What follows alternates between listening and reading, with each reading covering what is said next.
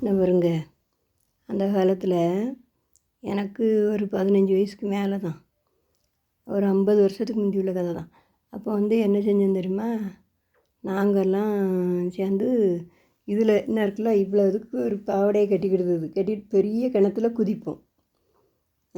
நிறைய தண்ணி இருக்கும், அதில் குதித்து நாங்கள் இந்த தொட்டு விளையாடுவோம். தொட்டுன்னா தண்ணிக்குள்ளோடி நம்ம அந்த பக்கம் போகணும், இப்படி கையை இப்படி இப்படி நீட்டிக்கிட்டே போவோம். ஏன்னா அந்த பக்கம் அந்த நம்மளுக்கு அந்த கரை தெரியணுன்ட்டு கையை நீட்டிக்கிட்டே போவோம். போய் அந்த பக்கம் போய் கரையை தொடுறதுக்கு நம்ம செவுறு தொட்டு மாதிரி தண்ணிக்குள்ளோடி போய் அந்த பக்கம் தொட்டுருவோம். அப்படி இருக்கும்போது ஒரு நாள் அப்படி ஒவ்வொரு நாளும் அப்படி 4-5 பிள்ளைகள் போவோம், குளிப்போம் பார்த்தாங்க. குளிச்சுட்டு அந்த விளையாடுவோம்.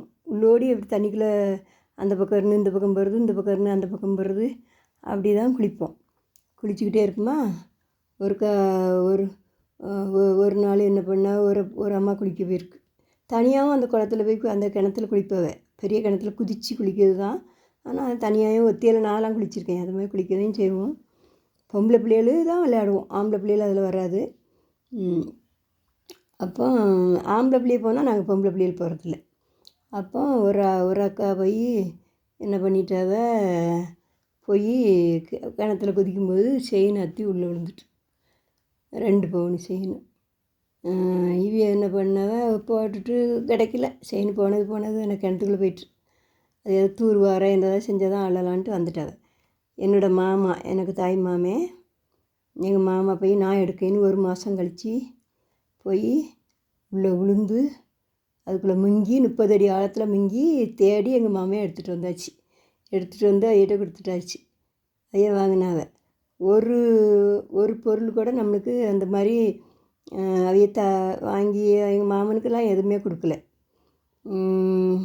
சில பேர் குடிக்கிறதுக்கு கூட அப்போ காசு கேட்பான் எங்கள் மாமா. அதில் அப்படியும் கூட 1 பைசா வாங்கலை. அது ரொம்ப நல்ல விஷயம், வாங்காமல் இருந்தது.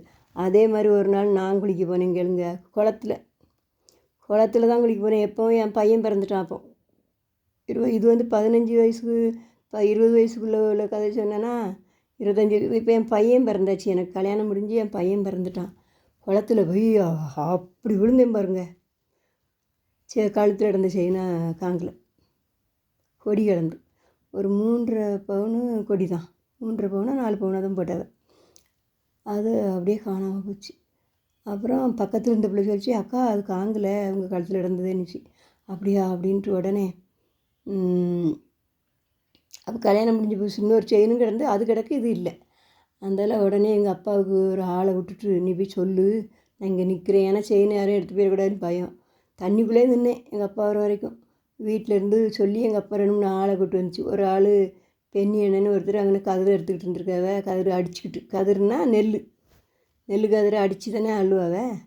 அப்போ எங்கன்னா போறியே எல்லோரும், இந்த 2-3 பேர் சேர்ந்து வந்தோடனே கேட்டிருக்க, குளத்துல இப்படி என் பொண்ணு குளிச்சா செயின் அத்து உள்ளே விழுந்துட்டான், அதை நாங்கள் எடுக்கிறதுக்கு போகிறோம் அப்படின்னு சொல்லிட்டு வந்திருக்காவல. உடனே என்ன பண்ணாவோ, அந்த அண்ணனும் கூட வந்துட்டாவ. அந்த நெல் அறுத்துக்கிட்டே நீங்கள் நானும் வரேன் பார்ப்போம் அப்படின்ட்டு வந்தாவலாம். அந்த உடனே தேடி பார்த்தோன்னே அந்த பெண்ணி எண்ணெய் கையில் கிடச்சிக்கிட்டு. அந்த அண்ணன் இப்போ இருக்காவல நல்லா இருப்பவன்னு நினைக்கேன். எங்கள் ஊரில் தான் வயசானவையா, இப்போ வயசு இருந்தால் ஒரு 75 வயசுக்கு மேலே இருக்கும். அப்போ கிடச்சிக்கிட்டு அந்தால கிடச்ச உடனே ஒரு அந்த அண்ணன் எடுத்து உடனே எங்கக்கிட்ட தந்தாச்சு. தந்த உடனே 1 பைசா நாங்களும் கொடுக்கணுன்னு தெரியும் செய்யாது, அவங்களும் கேட்கல, நாங்களும் கொடுக்கல. இப்போ ஒரு சின்ன வேலை இதிலேருந்து அந்த கடையில் கொண்டு கொடுன்னா காசு எவ்வளோன்னு கேட்கான். நீ இதை இந்த கொஞ்சம் இன்னும் இதை வாங்கிட்டு வான்னா ஒரு காசு. இப்படிப்பட்ட காலம் ஆகி போச்சுல. இப்போ நீங்கள் என்னது வேலையும் யாரையும் ஆக முடியுமா? ஒரு பிள்ளைகளை படிக்க பிள்ளைகளெல்லாம் ஆக முடியாது, பெரிய ஆளுகளும் நம்ம சொல்ல முடியாது. அந்த கதையாக இப்போ இருக்குது. அப்போ பாருங்கள், அப்போ உள்ள கதை வேறு, இப்போ உள்ள கதை வேறு. நம்மளுக்கு அந்த மாதிரி உள்ள உலகம் மாறி காலம் மாறுதில்ல. மாற நம்மளும் மாறத்தான் செய்யணும். இன்னொரு 10-20 வருஷம் கழிச்சா அது கூட செய்ய மாட்டான்னு நினைக்கிறேன். எல்லோரும் ஒரு பாட்டில் படிக்கையும் ஒரு வேலையை பார்க்கையும் தான் இருப்போம் இந்த உலகத்தில். அதனால் எல்லோரும் நல்லபடியாக இருங்க, நல்லபடியாக இது பாருங்கள், நல்லபடியாக எல்லாம் செய்யுங்க அவர் ஒரு வேலையை அவர் நல்லபடியாக பாருங்கள். கடவுள் எல்லாத்தையும் ஆசீர்வதிக்கணும்.